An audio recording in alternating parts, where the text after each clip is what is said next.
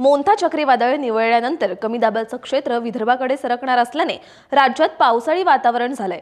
आज 30 ऑक्टोबर रोजी विदर्भात वादळी वाऱ्यासह जोरदार पावसाची शक्यता आहे। तसंच उत्तर महाराष्ट्रात विजांसह पावसाची शक्यता असल्याने दक्षतेचा इशारा म्हणजेच येलो अलर्ट आहे। उर्वरित राज्यात ढगाळ हवामानासह हलक्या सरींची शक्यता हवामान विभागाने वर्तवली आहे। बुधवारी म्हणजेच काल 29 ऑक्टोबर रोजी सकाळपर्यंतच्या 24 तासांमध्ये मराठवाड्यात पावसाने तडाखा दिला।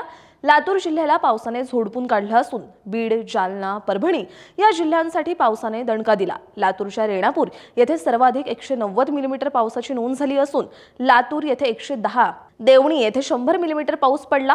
बीड जिल्ह्यातील परळी वैजनाथ, जालना जिल्ह्यातील बदनापूर, परभणीतील पाथरी, गंगाखेड, सोनपट येथे अतिवृष्टीची नोंद झाली। कोकण, मध्य महाराष्ट्रात काही ठिकाणी हलक्या ते मध्यम सरींनी हजेरी लावली। डहाणू येथे राज्यातील सर्वाधिक 34.5 अंश सेल्सिअस तापमानाची नोंद झाली।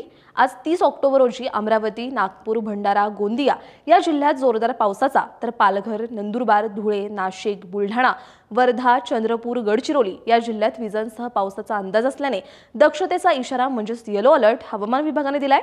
उर्वरित राज्यात ढगाळ हवामानासह तुरळक ठिकाणी हलक्या पावसाची शक्यता वर्तवण्यात आली आहे।